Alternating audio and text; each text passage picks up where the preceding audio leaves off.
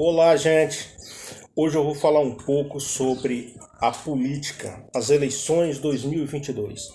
Hoje é 13 de outubro de 2022. Tivemos o primeiro turno no dia 2, onde não foi definida a política, mas fomos agora para o segundo turno, dia 30 de outubro, disputando Lula e Bolsonaro. Veja bem, essa política, para você que está me assistindo aí um ano depois, foi a mais diferente que nós já tivemos no Brasil. Nunca tivemos uma política, uma eleição como esta da agora.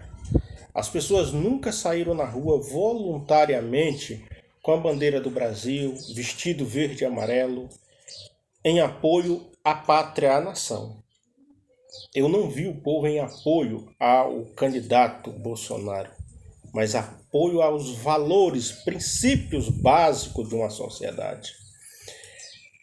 E quem representava esses valores, o candidato era o Bolsonaro. Então as pessoas estavam vestindo voluntariamente e fazendo suas campanhas. Não porque eram bolsonaristas, mas porque são brasileiros em busca do melhor para o país, acreditando que o Bolsonaro representa esse lado de conservadorismo entre a população. Do outro lado tem o Lula, que é um candidato conhecido da nação, foi presidente em 2002 até 2010, reelegendo a primeira mulher brasileira. Lula ele ganha 2 mandatos e apresenta uma candidata feminina, Dilma Rousseff. E ele elege ela a primeira mulher brasileira a ser presidente do país. Então não é qualquer um também o Lula. Lula ele vem de uma classe pobre, trabalhista, do sindicato, sindicalista, e se torna presidente da República do Brasil. E nós tivemos no primeiro mandato de Lula ali, onde o Brasil ele deu uma alavancada muito grande. O país sentiu um alívio, uma melhora, não porque Lula era o presidente, mas porque o país vinha em um crescimento. E ele chegou no exato momento em que o Brasil, as commodities estavam se estourando, o Brasil estava avançando. O plano real tinha dado certo.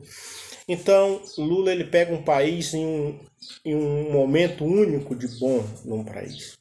E ele cresce, a popularidade dele cresce muito. É tanto que ele se elege por 2 mandatos e ainda faz o 3º mandato a presidente do Brasil. Porém, em 2016, encerra-se o fim da era PT, com o impeachment de Dilma Rousseff. Em 2016, ela sofre um impeachment já no seu 2º mandato também. E essa história eu estou contando aqui para você que está me assistindo aí um ano depois, tá? Dá um joinha aí quem está assistindo há mais de um ano esse vídeo. Que eu estou fazendo esse vídeo especialmente pensando no futuro. Só contando, resumindo aqui a história para vocês saberem o que aconteceu no Brasil. Porém, desse período de 2002 a 2016, foi onde nós tivemos o maior escândalo de corrupção já visto na história da humanidade. No Brasil, nunca antes vimos tanta corrupção. Dinheiro em cueca de deputado, dinheiro em meia de deputado, dinheiro em sacola, em bolsa, dinheiro em caixa, em apartamento, mas muito dinheiro, milhões, bilhões de dinheiros sendo saqueado dos cofres públicos da nação. Onde também nós perdemos as nossas usinas, de petróleo para a Bolívia. Foi dado de graça, na verdade, o presidente Lula, ele passa para a Bolívia, as refinarias de petróleo na Bolívia, de mão beijada, um valor bilionário do nosso país. E onde nós vimos dinheiro sendo espalhado para outros países, outras nações, para construção de metrô, de várias construções de portos em outros países. Parece que o Brasil ele era o país de toda a América Latina. E nós afundamos realmente numa questão ética e moral, onde a corrupção ela avançou de uma maneira muito grande. 2016 ela nos mostrou para todo o Brasil como é que estava a política, no impeachment de Dilma Rousseff. Eu nunca me esqueço o que aconteceu no impeachment. O impeachment de Dilma, gente, aconteceu um fato inusitado, um fato histórico de ser marcado. Eu estava assistindo no dia do impeachment. E aquele dia foi chamado na frente uma deputada federal por nome Raquel Muniz, de Montes Claros. Através daquela deputada, a Raquel Muniz nos revelou o extrato de todo o país. Ela chega para dar o voto dela e ela disse que o Brasil tinha jeito, que o exemplo era a cidade de Montes Claros, onde o marido dela ali era prefeito. E o que acontece? Montes Claros estava sendo saqueada a saúde de Montes Claros. O SUS estava sendo saqueado porque essa família dessa deputada, Raquel, eles tinham hospitais particulares. Então eles, acabando ali com o SUS, tudo ia para eles. Houve um saqueamento. E ela chega no voto dela e diz, o Brasil tem jeito, o exemplo é Montes Claros, onde era a bancada eleitoral dela, onde era a cidade dela, do marido. E ali, no dia seguinte do impeachment, o marido dela foi preso pela Polícia Federal, desviando verbas do SUS, da saúde.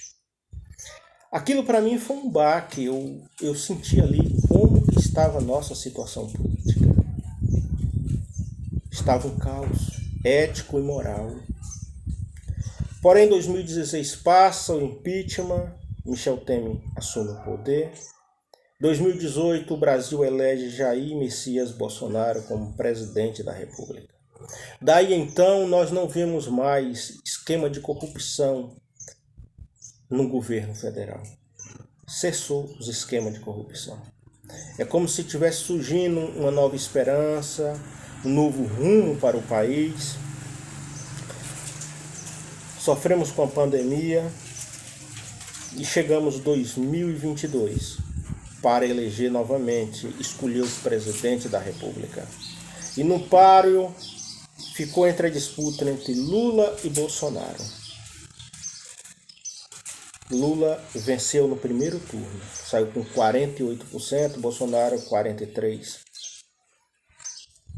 Mas o que me chamou a atenção é que nenhum dos dois tinha programa como desenvolver o país. Era uma briga de ideologia e de questões espirituais. De um lado, Lula com os macumbeiros, os terreiros de macumbaria, feitiçaria. Do outro lado, Bolsonaro com a igreja orando, representando ali os valores éticos e familiares. De um lado, Lula defendendo a droga, o aborto e que a população não tivesse arma. Do outro lado, Bolsonaro defendia o porte de arma contra as drogas e contra o aborto. Do outro lado, na contação de voto, Lula foi mais bem votado nos presídios, enquanto Bolsonaro foi o mais votado dentro das igrejas. Uma coisa, gente, que eu vi que era espiritual. Não adiantava você falar para as pessoas que o governo do PT foi o maior corrupto da história da nossa nação. Em 522 anos, nunca ouvimos tanta corrupção. As pessoas não importavam com isso. Ele só importava com uma palavra que Lula dizia: o povo vai voltar a comer picanha com farinha. E todo mundo se iludia. Eu me lembrei de uma passagem de quando Moisés está à frente do povo de Israel. Deus liberta o povo do Egito. E quando aquele povo estava caminhando em direção à terra prometida, eles tinham um desejo: voltar para o Egito para comer carne. Eles falam para Moisés que para que trouxeram eles ao deserto para morrer de fome. Melhor ficasse no Egito comendo carne com pão do que morrer no deserto. Essa é uma passagem que está no Êxodo, capítulo 16, verso 3, onde o povo desejava comer carne. Não é diferente da nossa nação. O povo está desejando comer carne. Porém, aqui todo mundo come carne. Ninguém ficou sem comer. Essa é a realidade. Minhas palavras aqui não é para mudar voto de ninguém. Os votos, as pessoas já estão decididas. Eu acredito que Lula vai ganhar as eleições. Eu estou falando isso aqui no dia 13 de outubro. As eleições é dia 30. Falta aí ainda 17 dias, né, para as eleições. Eu estou acreditando que Lula será eleito.